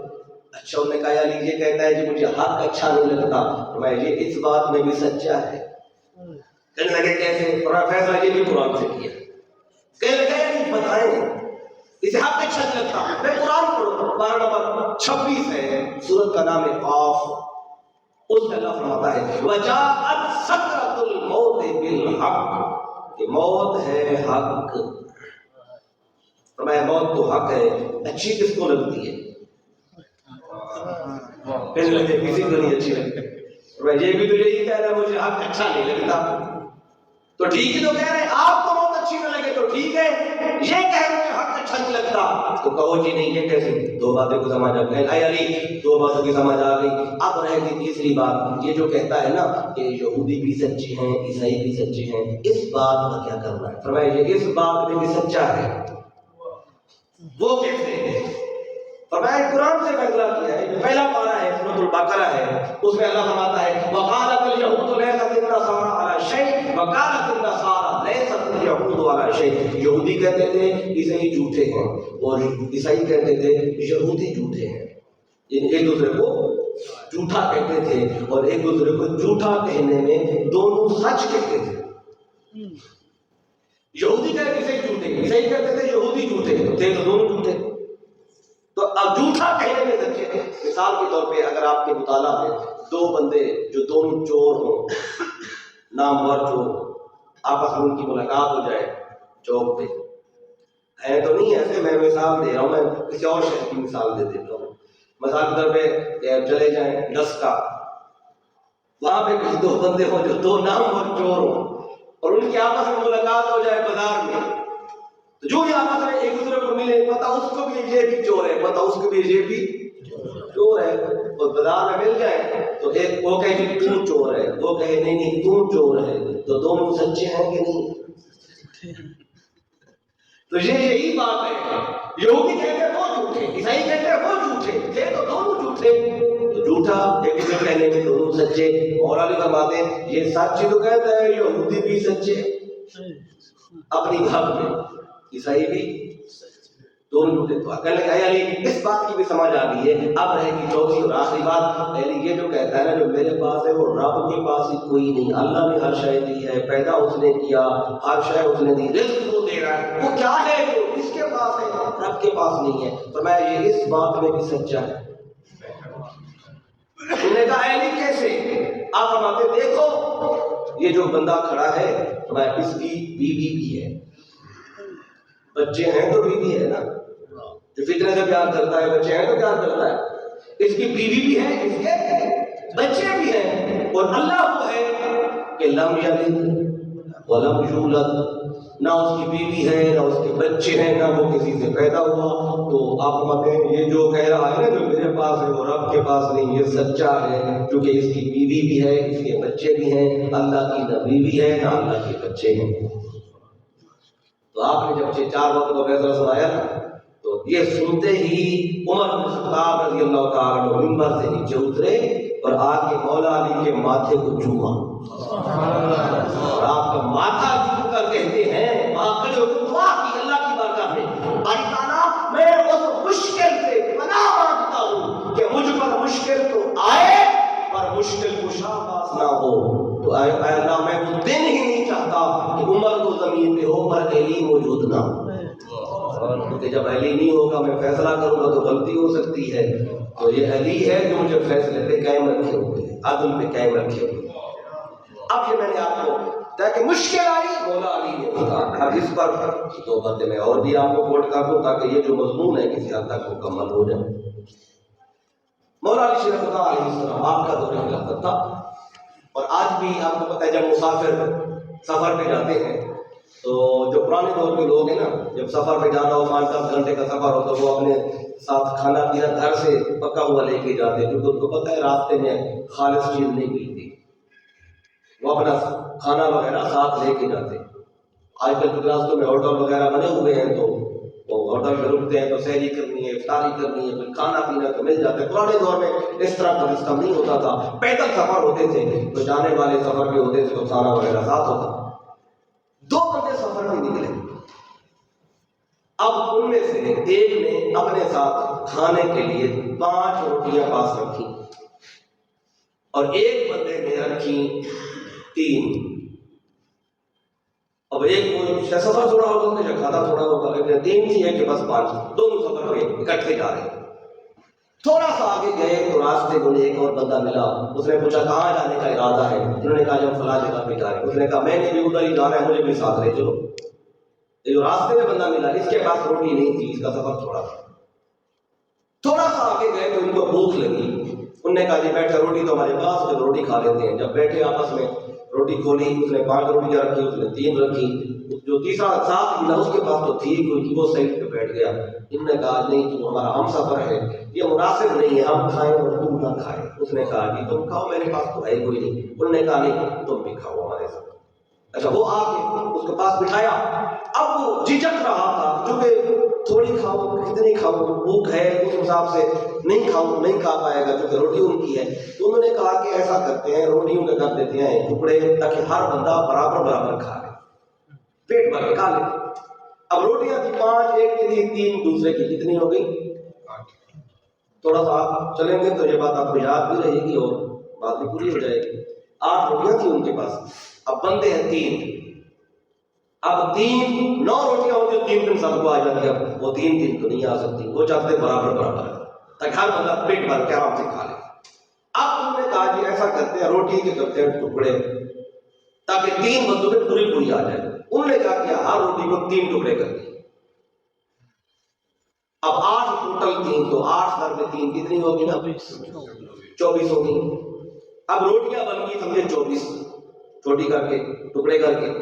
اب 8 ایک کو آ گئی، 8 دوسرے کو اور 8 تیسرے کو. 8 ٹکڑے سب کے سامنے آ گئے تو سب نے پوری کھا لی پیٹ بھر کے. اب اٹھ کے چل پڑے. تھوڑا آگے گئے تو جو تیسرا بندہ ساتھ شامل ہوا جس کے پاس روٹی نہیں تھی، اس نے کہا دوستو میری منزل آ گئی ہے تو میں جانے لگا ہوں، الوداع. جب جانے لگا اس نے کہا انہوں نے مجھے روٹی کھلائی ہے تو میں ان کو کچھ دے دوں. اس نے جاتے جاتے نا 8 درہم دے دیے. تم نے روٹی کھلائی 8 درہم. جب 8 دے کے وہ چلا گیا تو جس کی 5 روٹیاں تھی جلدی سے اس نے 5 اپنی جیب میں رکھ لیے اور 3 کس کی تھی اس کو 3 دے دیے. 3 تیرے اور 5 میرے، جو کہ میری 5 روٹیاں تھی تیری 3 تھی برابر برابر. تو جس کو 3 درہم ملے اس نے کہا کیوں بھائی مجھے 3 کیوں دے رہا ہے؟ درہم تو بھی 4 رکھ میں بھی 4 رکھوں چونکہ روٹی سب نے برابر کھائی. یہ تو نہیں کہ میں نے زیادہ کھائی ہے تو نے کم کھائی ہے، سب نے برابر کھائی ہے. تو 8 ہے تو 4 تیرے 4 میرے. اس نے کہا نہیں بھی میں تو 5 رکھوں گا. اس نے کہا نہیں میں تو پورے 4 دوں گا. تو جب جھگڑا ہوا تو یہ جو بندہ تھا نا جو کہتا تھا میں 4 پورے درہم دوں گا 3 کی بجائے، اس نے کہا چلو فیصلہ علی سے کرواتے ہیں. جو مولا علی فیصلہ کریں گے مجھے بھی قبول تجھے بھی قبول. اس نے کہا ٹھیک ہے چلو. اب یہ آگے بھاگا مولا علی کے پاس پہلے پہنچا، یہ پیچھے کہا بھی جا کے کہا اے علی شیر خدا علیہ السلام ہم سفر پہ تھے ایسے روٹی کھائی ہے. تو اس نے 8 درہم دیے تو 4 میں چاہتا ہوں مجھے ملے، 4 اس کو ملے جو روٹی برابر کھائی ہے. تو وہ 5 رکھنا چاہ رہا ہے مجھے 3 دینا چاہ رہا ہے. اے علی فیصلہ کر دیں یہ کیوں میں ظلم کر رہا ہے؟ مولا علی نے فرمایا کہ اگر مجھ سے کرایا تو نے فیصلہ تو پھر تجھے یہ 3 بھی نہیں ملتے. یہ جو 3 لیا کرایا تیرے حصے میں 3 بھی نہیں آتے. تو اس نے کہا کیوں؟ فرمایا تیرے حصے میں 1 بنتا ہے. وہ کہنے لگا میں تو 4 پورے کرنے کے چکروں میں ہوں اور آپ مجھے 3 میں سے بھی 2 اس کو دے رہے ہیں، وہ 7 اس کو دینا چاہتے ہیں، 1 مجھے. فرمایا فیصلہ یہی بنتا ہے اگر کروائے گا مجھ سے، لیکن اگر فیصلہ نہیں کروانا وہ 3 تو اپنی مرضی سے دے رہا ہے، چپ کر کے لے جا چلا جا. اس نے کہا علی 3 بھی رکھ لوں گا مسئلہ کوئی نہیں ہے، لیکن ساری رات مجھے نیند کوئی نہیں آنی کہ میں تو چاہتا تھا 4 بنتے میرا 1 بنتا کیسے ہے. میں 1 ہی قبول کر لوں گا پر مجھے سمجھا تو دے میرا 1 بنتا کیسے. اب مولا علی نے کیا فیصلہ اب سنیں. آپ نے فرمایا روٹیاں کتنی تھی؟ اس نے کہا 3. فرمایا اس کی کتنی تھی؟ کہتا ہے 5. ہر روٹی کے ٹکڑے کتنے کیے؟ کہنے لگا 3. تو تیری 3 کے ٹکڑے کتنے ہوئے تھے؟ 9. اس کے ٹکڑے ہوئے تھے 15. خود کتنے کھائے تھے تو نے؟ 8 ٹکڑے سب نے کھائے تھے، تو ٹوٹل تیرے ٹکڑے بنے تھے 9، ٹھیک ہے، 3 3 ٹکڑے کے نا ایک روٹی کے، تو 9 ٹکڑے تیرے ٹوٹل ہوئے تھے روٹی کے، 3 روٹیوں کے، 8 تو نے کھائے تھے، ایک تیرا گیا تھا مہمان کو، اس کے ٹکڑے بنے تھے 15، 5 روٹیاں تھی اس کی، 3 ٹکڑے ہر روٹی کے کیے، 15 میں سے 8 اس نے خود کھائے اور 7 دیے مہمان کو، تو مہمان اس کے 7 ٹکڑے کھا گیا، تیرا 1 کھا گیا، تو درہم 8 دے گیا، تو اس لیے تیرا 1 ٹکڑا کھایا تو 1 درہم تیرا، 7 اس نے کھائے 7 اس کو۔ اب دیکھیں کتنا مشکل لگتا تھا، لیکن مولا علی نے ایسے ایسے حل کیا۔ ایک بات اس پہ اور آپ کو بتا دیتا ہوں، پھر اختتام کی طرف بات کو لاتا ہوں، تو 1 گھنٹے میں نے کہا تھا مکمل کریں گے، تو چونکہ وقت اختتام کو جا رہا ہے، تو مولا علی شریف خدا علیہ السلام آپ ہی کا دور خلافت تھا، آپ ہی کا خلافت میں ایک اور مسئلہ اسی طرح کا پیش آیا جو مشکل آئی، آپ نے اس مشکل کا حل دیا۔ وہ مشکل کیا تھی؟ ایک بندہ تھا آپ کے دور خلافت میں، اس نے منت مانی تھی، اور منت جائز منت ہو نا بندہ مان سکتا ہے، نہ جائز نہیں، جو شریعت کے اندر ہو، یعنی کہ اگر ایک بندہ منت مانے کہ میں اگر پاس ہو گیا امتحان میں تو 5 دن نماز نہیں پڑھوں گا، تو ایسی منت ماننے کی اجازت نہیں ہے۔ اگر کوئی بیمار ہو کہ اگر میں ٹھیک ہو گیا تو پھر اگلے سال رمضان کے روزے نہیں رکھوں گا، ایسی منت ماننے کی بھی اجازت نہیں۔ منت وہ جو شریعت کے اندر ہو، جائز ہو، منت مانی کسی نے، پاس ہوا تو 10 ختم قرآن کروں گا، 100 نفل پڑھوں گا، یا 3 روزے رکھوں گا، بالکل جائز ہے۔ تو ایک بندے نے منت مانی، اس کا کام بہت مشکل تھا، اسے لگتا تھا کہ شاید ہونا ہی نہیں ہے، تو اس نے منت مان لی، اس نے کہا جی عرض کیا اللہ کی بارگاہ میں، مولا اگر میرا کام ہو گیا تو میں ہاتھی کے وزن جتنی روٹیاں بانٹوں گا۔ تو اللہ نے کیا کیا، اگلے دن اس کا کام ہو گیا، جس کا کام لگتا ہی نہیں تھا ہونا ہے، اگلے دن ہو گیا کام، اس کا کام ہو گیا علماء کے پاس کہ میں نے منت مانی تھی، کام ہوا تو ہاتھی کے وزن کی روٹیاں بانٹوں، کام میرا جلدی ہو گیا ہے، اور آپ مہربانی کرو ہاتھی کا وزن کرو تاکہ میں اتنی روٹیاں بانٹوں۔ علماء بیٹھ گئے آپس میں سوچ میں کہ ہاتھی کو تولیں کیسے، کیونکہ پیمانے چھوٹے چھوٹے ہوتے تھے، یہ بڑے پیمانے تھے، ایک نہیں کہ آج کے دور کی طرح کہ یہ گنے کی ٹرالی کبھی آپ نے دیکھی ہے نا، وہ جا رہی ہوتی ہے شوگر مل پہ، تو وہ جب شوگر مل پہنچتی ہے نا پہلے تلتی ہے تو پھر کھل جاتی ہے۔ جو بڑا بڑا ٹرک ہے جو موٹر وے پہ جا رہا ہوتا ہے تو پہلے اس کا وزن ہوتا ہے پھر چڑھتا ہے۔ یہ آج کل بڑے پیمانے ہیں، چھوٹے پیمانے اس وقت تھے، اور کہنے لگے کہ اتنا بڑا پیمانہ ہمارے پاس ہے نہیں کہ ہاتھی کو تولے، جس کے پاس جائے وہ کہتی تھی کس پاگل نے کہا تھا تو ہاتھی کا وزن مان، منت مان، اس نے کہا کہ میں کہاں بڑا مشکل تھا، میں نے بڑے جانور کا نام لیا، اس نے کہا بڑے کا لیے تب آپ کچھ نہیں کر سکتے۔ تو جب ہر طرف سے جواب مل گیا کہ نہیں کر سکتے، انہوں نے کہا چلو یہ حل اگر دے سکتا ہے تو مولا علی دے سکتے ہیں، تو انہوں نے کہا علی کے پاس جاؤ، اس نے کہا کہ مجھے لے چلو، 2-3 لوگوں کو ساتھ لیا، تو سارا راستہ وہ اسے کوستے رہے کہ تجھے کس پاگل نے کہا تھا ہاتھی کا وزن مان، کوئی چھوٹے جانور کا مانتا، ہم بھی تجھے مسئلہ بتا دیتے، تو نے بڑے جانور کا نام لیا۔ سارا راستہ وہ بیچارہ چپ کر کے وہ سنتا رہا، گیا کہ جواب دوں ان کو تو یہ واپس ہی نہ چلے جائیں، تو لے چلے مجھے مولا علی کے پاس کوفے پہنچے۔ مولا علی کے پاس جب وہ بندے پہنچے چل چل کے تھک چکے تھے، انہوں نے کہا اے علی دیکھے اس پاگل کو کون سمجھائے، اس نے ہاتھی کے وزن کی منت مان لی، میں روٹیاں بانٹوں گا، چھوٹے جانور کا نام لیتا، ہم بھی مسئلہ بتا دیں، اب ہاتھی کا کون کرے وزن۔ جب مولا نے دیکھا اسے پوس رہے ہیں، آپ نے فرمایا اس بیچارے کو کیوں پوس رہے ہو، اس نے کون سا کوئی عرش کا وزن مانا تھا، کہا تو ہاتھی کا ہی تھا، اگر فرمایا مجھ سے کہ عرش کا پوچھے اور میں عرش کا بھی بتا دوں۔ کہ مولا علی کے بارے میں صحابہ کرام مولا علی خود بیان کیا کرتے ہیں، سلونی قبل ان تفقدونی، پھر سوال کرو مجھ سے کب اس کے بعد تمہیں موجود نہ ہو، پھر فرماتے ہیں سلونی ان ترک السماء، میں مجھ سے آسمان کے کناروں کا پوچھو، انی عارف بالارض، فرمایا میں آسمان کے کنارے کو زمین کے کنارے سے بہتر جانتا ہوں۔ نعرہ تکبیر، نعرہ رسالت، نعرہ حیدری، تو فرمایا مجھ سے آسمانوں کا پوچھو تو وہ بتا دو کنارے کہاں کیسے ہیں؟ تو میں کہ اسے مت کہو، برا بھلا نہ کہو اسے اس نے کیا منت مانی ہاتھی، میں کہ اس نے کون سا آج تک پوچھا ہے؟ انہوں نے کہا علی مہربانی کریں ہمیں ہاتھی کا ہی بتا دیں، تو میں ابھی بتا دیتا ہوں۔ تو میں یہ ساتھ ہی گئے دریا سے، جاتے جاتے رہتے ہوگے، سفر بھی کرتے ہوگے اور جانور بھی لاتے رہتے ہوگے، سامان بھی ان کا جی کرتے ہیں، روز کا کام ہے۔ میں دریا ہجرا چلے جاؤ اور کشتی جو ہے نا، خالی کشتی ایک وہاں پہ کھڑی کرو اور اس خالی کشتی میں ہاتھی کو کھڑا کر دو، اور جب ہاتھی کھڑا ہو جائے کشتی میں اور کشتی سکون میں آ جائے، ہلنا بند ہو جائے، اب جہاں تک کشتی پر پانی اوپر چڑھا ہے کوئلے سے نشان لگا دو، جب نشان لگا لو پھر ہاتھی کو باہر نکال دو، جب ہاتھی باہر نکل آئے گا تو کشتی تھوڑی سی اوپر آ جائے گی نا، جب ہاتھی نکل آئے گا بدن نہیں ہے، پانی سے تھوڑی سی اوپر آئے گی تو کوئلے والا نشان بھی اوپر آ جائے گا، اور اب اس میں روٹیاں ڈالنا شروع کر دو، روٹیاں ڈالتے جاؤ ڈالتے جاؤ ڈالتے جاؤ، جب دوبارہ کشتی کوئلے کے نشان سے پانی میں چلی جائے تو بس کرنا، یہ ہاتھی کا وزن ہو جائے گا۔ مشکل آئی کیسے مشکل کو مولا علی شیر خدا نے ایسے دور کیا۔ اب یہ دو تین باتیں میں نے لفظ ولی ہمارا مشکل کشا میں آپ کو عرض کی، جنہیں اللہ مشکل کشا کہتے ہیں۔ یہ تو وہ مشکلیں تھیں جو میں نے آپ کو علمی حوالے سے، فیصلوں کے حوالے سے بتائی۔ ابھی میدان جنگ کی مشکلیں رہتی ہیں،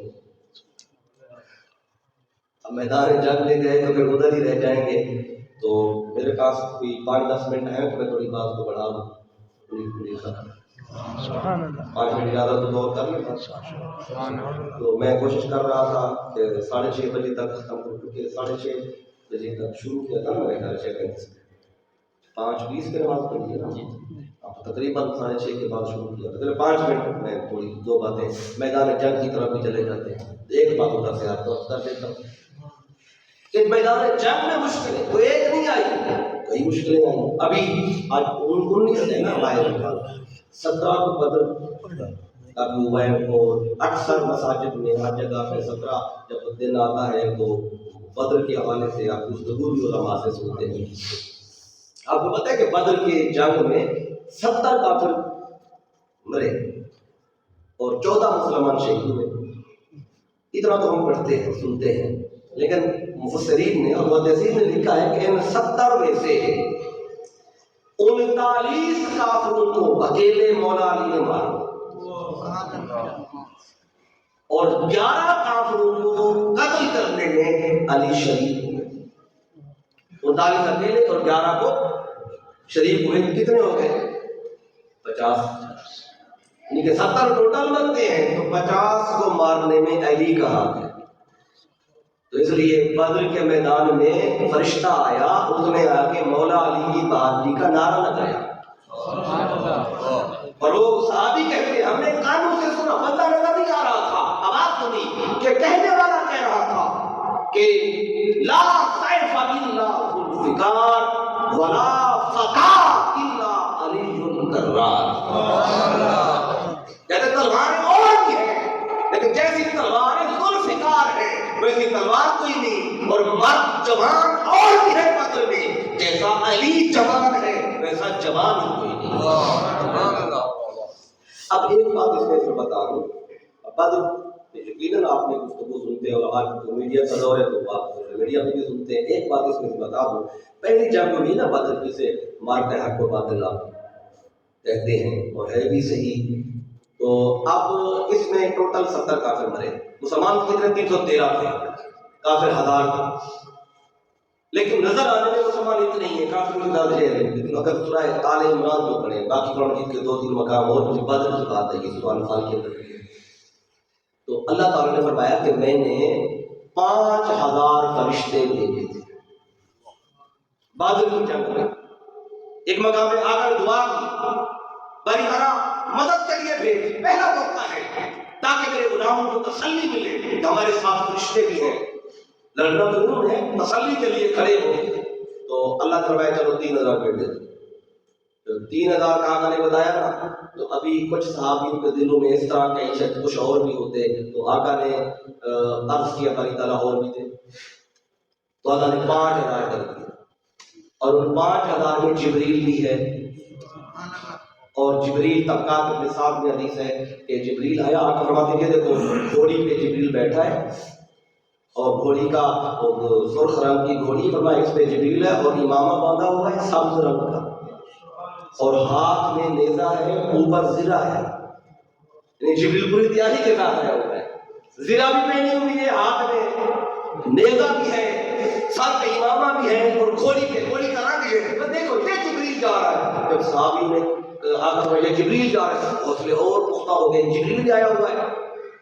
اچھا جبریل بھی ہے، ساتھ باقی 5000 فرشتے بھی ہیں، تو مسلمانوں کی تعداد 313، 5000 فرشتے، ٹوٹل کتنے ہو گئے؟ 5313، اور کافر کتنے؟ 1000۔ تو جب 5000 یہ ہیں، 313 مسلمان ہیں، تو 1000 کو جب مارنے لگے تو ٹوٹل 70 کیوں مرے؟ پھر 70 کیوں مرے؟ سارے مر جاتے۔ اور یہ فرشتے جبریل کے بارے میں آتا ہے، جب قوم نافرمانی کرتی اللہ کوئی 5000 نہیں بیٹھتا تھا، کوئی 5 بھی نہیں، اکیلا جبریل آتا تھا اور اپنے پروں میں سے ایک پر کو تھوڑا سا ہلاتا تھا، تو ساری بستی الٹی ہو جاتی، زلزلہ آ جاتا، ہلاک مر جاتے۔ تو ادھر جبریل بھی ہے، 5000 فرشتہ بھی ہے، ہاتھ میں نیزہ بھی ہے، سارا کچھ ہے، لیکن ٹوٹل 70 مر رہے ہیں۔ اس کو بھی ذرا سمجھیں، اسلام کا مقصد کافروں کو مٹانا نہیں تھا، کفر کو مٹانا تھا، کافروں کو نہیں، کفر کو۔ اب یہ وجہ ہے کہ ٹوٹل 70 مرے۔ اب ایک حدیث پاک جو سبل الہدی والارشاد میں فرشتے کی بات آئی ہے، بڑی خاص ایمان بدر کے حوالے سے جو ہے یہ ذکر آ گیا ہے، تو وہ ایک شخص ہے، ان کا نام ہے صائب بن ابی حبیش تو رضی اللہ تعالیٰ عنہ، نے کلمہ پڑھا تھا بدر کے بعد، یہ گرفتار ہو گیا۔ تو جب یہ گرفتار ہوئے تو امام دمشقی اس کو بیان کرتے ہیں، تو جب یہ گرفتار ہوا نا، تو اس کو گرفتار کسی بندے نے نہیں کیا تھا، فرشتے نے کیا تھا۔ اب فرشتے اگر مار نہیں رہے تھے، گرفتار نہیں کر رہے تھے، اگر مارنے آتے تو ایک پر ہلاتا جبریل سارے مر جاتے۔ مارنا مقصود نہیں تھا، اللہ چاہتا ہے، مصطفیٰ چاہتے ہیں کہ انہی میں سے کلمہ پڑھیں اور دین کے داعی بنیں، انہی میں سے جو لڑنے آئے کھڑے ہیں، انہی میں سے دین کی طرف آئے۔ اگر یہ مر گئے تو پھر دین مصطفیٰ کا جھنڈا کون اٹھائے گا؟ اب وہ فرشتہ وہ کہتا ہے جی، صاحب بن ابی حبیش کہتے ہیں کہ جب وہ شکست ہوئی نا، تو کہتے ہیں قریش بھاگے، جو مرنے تھے مر گئے، کچھ بھاگے، میں بھی بھاگا۔ کہتے میں بھاگ رہا تھا کہ اچانک میں نے دیکھا کہ ایک شخص ہے، سفید رنگت ہے اس کی، اور بڑا لمبا قد ہے، اور وہ گھوڑے پہ بیٹھا ہے، اور گھوڑا بھی اس کا زمین بھی نہیں ہے، زمین و آسمان کے درمیان ہے۔ کہتے ہیں مجھے دوڑ رہا تھا تو مجھے پکڑ لیا، اور پکڑنے کے بعد کہتے ہیں میرے ہاتھ بھی باندھ دیے، میرے پاؤں بھی باندھ دیے، اور مجھے وہیں پہ چھوڑ دیا، اور وہ چلا گیا۔ تو جب جنگ ختم ہوئی تو حضرت عبد الرحمن بن عوف، آپ جب توجہ کر رہے تھے، آپ نے دیکھا کہ ایک بندہ ہے، ہاتھ بھی باندھے ہوئے ہیں، پاؤں بھی باندھے ہوئے ہیں، پڑا ہوا ہے۔ تو آپ نے فرمایا کہ اس کو کس نے باندھا ہے؟ من آسرا کہا، من آسرا، اس کو کس نے گرفتار کیا، باندھا کس نے ہے؟ تو وہ صاحب نبی حبیش کہتے ہیں کہ کسی ایک نے بھی نہیں کہا کہ اس نے مجھے، میں نے اس کو باندھا یا میں نے پکڑا ہے۔ تو سارے حیران ہوئے کہ اس کو باندھا کس نے ہے، پکڑا کس نے ہے؟ وہ کہتے ہیں مجھ سے صحابیوں نے پوچھا کہ تم خود کو باندھتے رہے ہو، کیا کرتے رہے؟ خود کو خود باندھا ہے؟ اس نے کہا میں بتانا بھی نہیں چاہتا تھا مجھے کس نے باندھا ہے، اگر بتا دیتا تو ان کے حوصلے اور پکے ہو جاتے بھی۔ ہمارے لیے تو ایسے ایسے بھی آئے ہوئے تھے میدان میں کہ جن کے گھوڑے ہوا میں تھے، آسمانی مخلوق آئی ہوئی تھی، پھر تو یہ حق ان کو اور کھول کے نظر آ جاتا، اور پختہ ہو جاتے۔ کہتے میں بتانا بھی نہیں چاہتا تھا، کہتے میں نے نہیں بتایا مجھے کس نے باندھا ہے، کوئی اور بھی نہیں کہتا کہ ہم نے اس کو پکڑا اور باندھا ہے۔ اب سوال پیدا ہو گیا کہ تجھے باندھا کس نے، پکڑا کس نے؟ کہتے ہیں مجھے لے کے مصطفیٰ کے پاس آ گئے، اور جب حضور کی خدمت میں آئے تو آقا نے فرمایا بتا بھی تجھے کس نے باندھا ہے؟ کہتا میں چپ ہو کے میں نے کہا مجھے نہیں پتا۔ آقا فرماتے ہیں میں بتاؤں تجھے کس نے باندھا ہے؟ تو آقا فرماتے ہیں آسرا کا ملک من ملائکہ، تجھے فرشتوں میں سے ایک فرشتے نے پکڑا بھی ہے، تجھے باندھا بھی ہے۔ تو وہ فوراً عرض کیا، آقا مہربانی کریں مجھے کلمہ پڑھائیں، چونکہ اس کو یا تو میں نے دیکھا تھا یا اس نے مجھے دیکھا تھا، وہ تیسرا بندہ ہی کوئی نہیں تھا جب میں بھاگ رہا تھا۔ تو اب پتا چلا یہ سارا کام آپ کی نگرانی میں ہو رہا تھا۔ تو ایک بات میں نے کہا بدر کا ذکر آیا اور پرسوں یہ دن گزرا ہے، تو یہ بدر کی جو جنگ ہے نا، یہ ایسے حق اور باطل نہیں ہے، آنکھوں سے حق دیکھا ہے۔ اچھا میں نے بات کی تھی نا کہ فرشتے مارنے نہیں آئے تھے سب کو، اب 39 کو تو مولا علی مار رہے ہیں، 11 امام علی شریف فرشتوں نے کتنے مارے؟ ایک کا تو میں نے آپ کو بتایا پکڑ کے لے آئے، گرفتار کیا، اور بعض صحابیوں نے یہ روایت کیا ہم تلوار مارنے لگتے تھے گردن پہلے اڑ جاتی تھی، پتہ چلتا تھا ہمارے ساتھ فرشتے لڑ رہے ہیں۔ اب دیکھیں سب کو مارنا مقصود نہیں تھا، بچانا تھا۔ اب مولا علی شیر خدا علیہ السلام، آپ کا طریقہ تھا جب آپ جاتے نا لڑنے تو آپ پہلا کام یہ کرتے تھے، آنے والے سے پہلے کہتے تھے، جو سامنے آتا نا آپ کے، آپ فرماتے مجھ سے مت لڑ، جا کسی اور سے لڑ۔ کیوں؟ فرماتے اگر مجھ سے لڑا تو تو کنفرم مرے گا، کہ مجھ سے تو کبھی بچ کے جائے کوئی نہیں، مجھ سے لڑا تو کنفرم موت ہے تیری، کسی اور سے لڑ، ہو سکتا ہے تو بچ جائے، اس لیے چلا جا۔ وہ کہتا نہیں جاتا، پھر آپ کہتے چل آ کر تو مجھ پہ وار کر، تو پھر وہ وار پہل وہ کرتے تھے، مولا علی دفاع کرتے تھے، پھر پلٹ کے وار کرتے تھے۔ اب یہ بدر کا میں نے آپ کو بتایا، بس اتنا بتا رہا تھا کہ مشکل آئی کیسے مولا علی نے حل کی۔ آخری بات بتا اور اس کا بھی اختصار کے ساتھ، خندق کا موقع آیا، 15 فٹ گہری تھی، 15 فٹ چوڑی تھی، آگ سے بھر دی گئی تھی، اور یہ پہلی بار پھر آ کر یہ حکمت عملی اپنائی۔ سورہ احزاب میں پورے 2 رکوع قرآن کے اس واقعے کو بیان کرتے ہیں، سارے کافر جمع ہوتے بدر کے بعد، احد کے بعد، پھر مولا علی کی بہادری کے ڈنکے ہر طرف تھے، تو ہر بندے کی زبان میں علی علی کے نعرے تھے، جہاں بہادری تھی، شجاعت تھی۔ تو کچھ لوگ جو ظاہراً کلمہ پڑھتے تھے لیکن حقیقت میں منافق تھے، کیونکہ منافقت مدینے میں پیدا ہوئی تھی، مکے میں منافق کوئی نہیں تھا۔ مدینے کے کچھ لوگ تھے یہودی تھے، تو انہوں نے کہا جب تک ان کے ساتھ نہیں بیٹھیں گے، ساتھ نہیں اٹھیں گے، ان کی پالیسی کا کیسے پتہ چلے گا؟ وہ پھر ظاہر کلمہ پڑھ لیا انہوں نے، تو ساتھ رہتے تھے۔ عبداللہ بن ابی رئیس المنافقین، پوری پارٹی تھی۔ تو انہوں نے جب دیکھا بدر میں مولا علی نے کیا بہادری دکھائی، احد میں کیسے دکھائی، تو یہ جہاں بھی بیٹھتے مولا علی کا بہادری کا ذکر ہوتا تو یہ کہتے تھے بھی اگلی جنگ آئے گی تو ہم بھی کسی سے کم نہیں ہیں، لڑ کے دکھائیں گے۔ مولا علی کو جب یہ باتیں پہنچی تو تو اگلی جنگ آئے گی، ان کا بھی پتہ چل جائے گا۔ تو جنگ آ گئی خندق کی۔ اب خندق ہوتی گئی 15 فٹ چوڑی، 15 فٹ گہری، اور کافروں میں سے کوئی 18 لشکر تھے جو جمع ہو کر آئے تھے، اور تعداد تقریباً 24,000 کے لگ بھگ کافروں کی تعداد، اور 6,000 لگ بھگ مسلمان تھے ٹوٹل۔ ادھر آگے خندق ہے۔ اب ادھر سے ایک پہلوان تھا، رستم عرب اسے کہتے تھے، اس کا نام عمر بن عبد الود، وہ آیا، اس نے خندق کراس کر لی اکیلے، بعد میں کہا اکیلے، بعد میں کہا اس کا بیٹا بھی تھا، 2-3 بندے اور بھی تھے، 4-5 بندے آ گئے، اکیلا ہو گیا 4-5 لوگ، لیکن یہ آ گیا، کراس کر لی۔ یہ 90 سال اس کی عمر تھی، پہلوان تھا، 90 سال عمر، 100 جنگیں یہ لڑ چکا تھا، جیت بھی چکا تھا زمانے جاہلیت کے۔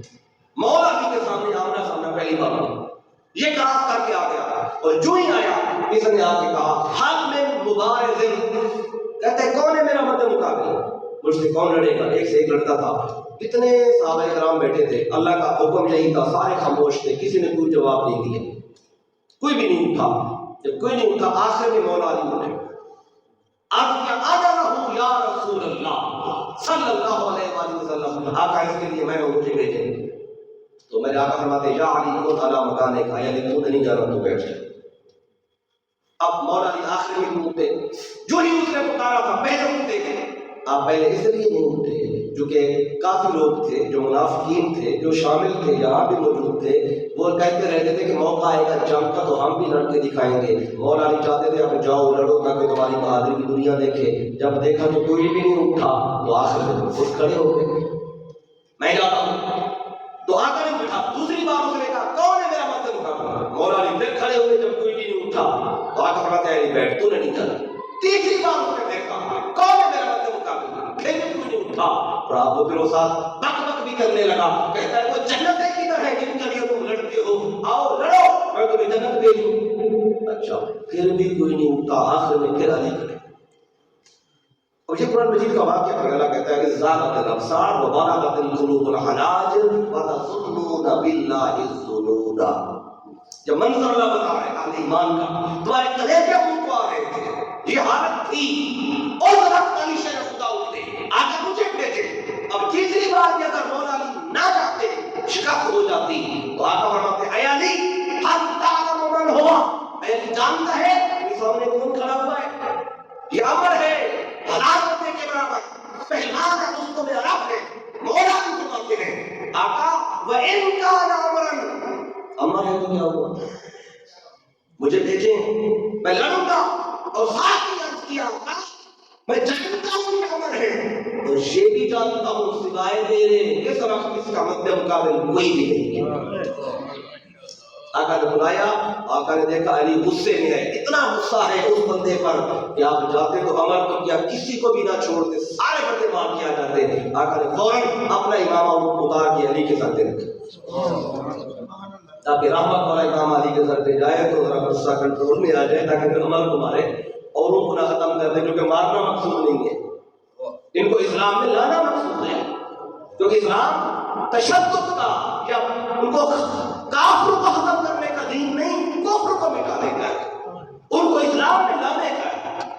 اب مولا علی شیر خدا امام مصطفیٰ آقا نے تو تلوار ذوالفقار دی، مولا نے روانہ کیا تو دعا بھی مانگی بھائی تعالیٰ علی کی مدد کر، علی کی مدد کر. مولا نے ادھر آئے، پیدا سے وہ گھوڑے میں تھا تو مولا نے جو قریب آئے اس نے پہلا وہ طریقہ ہوتا تھا آنے والے کا پوچھتا تھا من انتا، تو کون ہے، تاکہ اپنا برابر کہے تو لڑتا نہیں تو واپس لکھتے تھے. بدر میں یہی تو ہوا تھا، 3 انصاری صحابی گئے تھے لڑنے پہلے، اتبا شیبہ ولید، وہ جو 3 آئے ادھر سے، انہوں نے کہا کون ہو، کہتے انصاری. کہتے جاؤ ہمارا تم سے جھگڑا ہے کوئی نہیں، ہمارے مقابلے کو بھیجو، قریش بھیجو قریش. آپ اور کہتے ہیں اے محمد صلی اللہ علیہ وسلم ہمارا معاملہ تمہارے ساتھ ہے، ان کے ساتھ چھوڑیے، اپنے گھر کے بندے بھیجو ہمارے ساتھ لڑنے کے لیے. جب گھر کی بات آئی پھر علی اٹھے، پھر حضرت حمزہ اٹھے، عبیدہ بن حارث اٹھے. اب یہ 3 قریشی گئے، ان سے لڑے. اگر برابر نہیں سمجھتے تھے واپس بھیج دیتے تھے کافر. کہنے لگے میں جانتا امر نے کہا کون ہے، میں آنا علی میں علی ہوں. آگے سے کہنے لگا علی شیخ نے عبد المطلب، عبد المطلب کا بیٹا ہے؟ میں نہیں، علی شیخ نے ابی طالب، ابو طالب کا بیٹا ہوں. کہنے لگا ابو طالب تو میرا دوست تھا، بڑا تعلق تھا میرا، تو میں تجھے قتل نہیں کروں گا، تو میرا بھتیجا ہے. میرا تو سے کیا تعلق، تو اسلام کا دشمن، مصطفیٰ کا دشمن، میں تجھے قتل کروں گا. جب مولا نے للکارا اس کو، آپ فرماتے وار کر مجھ پہ. اس نے کہا علی سے، مولا نے کہا تم پہلے مجھ پہ وار کرو، میں وار تو پہلے میں نہیں کرتا. اس نے کہا کیوں، میں تجھے نہیں پتا میں علی ہوں، اگر میں وار کر دوں پھر بچتا ہی کوئی نہیں، اور پہل میں نے کی تو بچنا ہی نہیں، اور تیرے حوالی کہیں گے ہمارے پہلوان کو موقع نہیں ملا. نہیں تو یہ جوہر دکھاتا تو وار کر. اسے غصہ آیا، اس نے ترک چھپکنے کے وار پہ وار کیے، نیچے سے لاکھ اٹھی، دونوں کافر میں گم ہو گئے. نہ کافروں کو عمر نظر آتا تھا، نہ اہل ایمان مولا علی نظر آتے، بس تلواروں کی ٹکرانے کی آوازیں آ رہی تھیں. ادھر حضور دعا مانگ رہے تھے باری تعالیٰ علی کی مدد کر، علی کی مدد کر. اور ادھر مولا علی شیخ خدا نے نا اس کو وار کرتے کرتے آپ اس کے بعد خطا کر کے پلٹ کے وار کیا اور تکبیر کہی، اور تکبیر گونجی. مولا علی کی وار کیا، اس نے تلوار آگے کی، تلوار کٹ گئی، ڈھال کٹ گئی اس کی. مولا علی کی تلوار اس کے ہیلمٹ پہ لگی، ہیلمٹ پہنا تھا، وہ کٹا، جسم 2 ٹکڑے ہوا. اور ادھر میرے آقا نے نعرہ لگایا اے اہل ایمان مبارک ہو تجھے، علی جیت گیا. وہ صحابی عرض کرتے آقا درد ہے، مٹی ہے، نظر کوئی نہیں آ رہا، کیسے پتا چلا آپ کو علی جیتا ہے؟ آقا فرماتے علی نظر نہیں آتا تو کیا ہوا، تمہیں علی کی تکبیر تمہارے کانوں میں پڑی کہ نہیں پڑی؟ جی آقا تکبیر تو پڑی ہے علی کی. تو فرمایا جب علی تکبیر کہتا ہے پھر کوئی بچتا ہی نہیں ہے. پھر وہی ہوا جب گرد چھٹی تو کیا دیکھا کافروں نے، مولا علی کا قدم ہے، عمر کا سر ہے کٹا ہوا، 2 ٹکڑے ہوا پڑا ہے، اس کے سر پہ پاؤں رکھ کے مولا علی شعر پڑھتے ہیں آبادن حجابہ من صفاحت راہی وحبت رب محمد کے ثوابی. فرمایا یہ پتھروں کا پجاری تھا، میں مصطفیٰ کے رب کا پجاری پجاری ہوں، بھلا پتھروں کی پجاری کا مصطفیٰ کے رب کی پجاری سے کیسا مقابلہ؟ مولا علی کہتے ہیں یہ تو میرا مطلب مقابلہ نہیں تھا، ایک تو پتھروں کا بولنے والا۔ اب یہ میں نے آپ کو عرض کیا کہ مولا علی شریف خدا نے میدان جنگ میں بھی مشکلیں حل کی، تو میری کوشش تھی کہ میں گھنٹے کے اندر 10 منٹ اوپر ہو گئے، تو چونکہ بات چل چکی تھی اور شجاعت کی اور بہادری کی اور مولا علی کی، تو اس لیے وہ 10 منٹ اوپر ہوئے ہیں۔ تو میں امید کرتا ہوں آپ یہ 10 منٹ مجھے معاف کریں گے۔ تو جو کچھ آپ کو بتایا ہے اللہ گواہ ہے، میں ہمیشہ کہتا ہوں جہاں بھی یہی عرض کروں گا کہ پورے اس گھنٹے میں میرے کو ایک بھی بات کسی بھی بھائی کو اچھی لگی ہو یا میرے منہ سے کوئی بھی خیر کی بات نکلی ہو، اس میں میرا کوئی کمال نہیں تھا۔ اگر کوئی بات اچھی لگی ہو، یہ سارا کمال، یہ ساری عطا میرے قائد، میرے استاد، میرے شیخ الاسلام ڈاکٹر محمد طاہر القادری مدد اللہ علیہ، یہ آپ کے قدموں میں بیٹھنے کی خیرات تھی۔ اگر کوئی بات اچھی لگی ہو تو یہ حضور شیخ الاسلام کی طرف سے تھی، تو اللہ گواہ ہے ان کے قدموں میں بیٹھ کے جو پڑھا جو سمجھا وہ میں نے اپنی وسعت کے مطابق آپ تک پہنچایا ہے۔ تو اس لیے ان کو آج آپ نے ضرور دعا دے کے جانا ہے، اور اگر میری کوئی بھی بات کسی کے بھائی کو اچھی نہ لگی ہو وہ نقص میرا ہوگا۔ یہ باتیں تو ساری اچھی تھیں، یہ قرآن سے تھیں یا مصطفیٰ کے فرامین سے تھیں، ہو سکتا ہے میرا بتانے کا انداز اچھا نہ ہو، تو میں تحریک میں حاضر قرآن گجرانوالہ کے تمام دوستوں کا، محترم منیر حسین قادری صاحب کا، محترم سید محمود حسین جعفری صاحب، محترم ملک فاروق صاحب آپ تشریف لائے، میں سب کا شکریہ ادا کرتا ہوں کہ جو میرے لیے وسیلہ بنے ہیں، ذریعہ بنے ہیں آج کے اس مجلس میں حاضر ہونے کا، اور مبارکباد دیتا ہوں تمام دوستوں کو کہ آج کے اس مادیت زدہ دور میں آپ قرآن فہمی کے لیے، قرآن کو سننے کے لیے اور ذکر پاک کو سننے کے لیے جمع ہوئے اور اہتمام کیا۔ اللہ تعالیٰ آپ کی کوششوں کو قبول فرمائے، اللہ آپ کی محنتوں کو قبول فرمائے، اللہ تعالیٰ اس مسجد کو جتنا خوبصورت آپ سب دوستوں نے بنایا ہے، اللہ آپ کے اسی طرح خوبصورت گھر جنت میں بنائے، اور کہ اللہ تو بنا چکا وہ ضرور آپ کو ملیں گے۔ تو اللہ کی بات میں دعا ہے اللہ تعالیٰ جو بیان کیا اور آپ نے سنا ہے اس پر صحیح معنوں میں ایمان لانے، اس پہ عمل کرنے کی توفیق عطا فرمائے۔ وما علینا الا البلاغ۔ اللهم صل على سيدنا وأصحاب سيدنا ومولانا محمد وعلى وسلم۔ اللهم اغفر للمؤمنين والمؤمنات والمسلمين والمسلمات، اللهم من أحييته منا فأحيه على الإسلام، ومن توفيته منا فتوفه على الإيمان۔ اللهم اغفر لنا قبل الموت وارحمنا عند الموت ولا تعذبنا بعد الموت ولا تحاسبنا يوم القيامة إنك على كل شيء قدير۔ میرے مولا آج کے اس خوبصورت درس قرآن کو اپنی بارگاہ میں قبول فرما، آج کے اس ذکر کی برکت سے حاضرین میں سے جتنے بھی بیمار ہیں سب کو شفا عطا فرما، جو گھروں میں ہسپتالوں میں بیمار ہیں سب کو شفا عطا فرما، جو بے اولاد بیٹھے ہیں یہ اولاد عطا فرما، جو بے روزگار ہیں حلال روزگار عطا فرما، جو پریشان حال ہے ان کی پریشانیاں دور فرما۔ میرے مولا ہمیں رمضان کی جو برکتیں ہیں صحیح معنوں میں سمیٹنے کی توفیق عطا فرما۔ میرے مولا یہ دوسرا عشرہ اپنے اختتام کو جا رہا ہے، دوسرا عشرہ عشرہ مغفرت ہے، میرے مولا سب کی بخشش فرما، جو حیات ہیں ان کے ظاہر پوشیدہ سارے گناہوں کو بخش دے، جو دنیا سے جا چکے اس پورے علاقے کے لوگ ان کی بھی بخشش و مغفرت فرما۔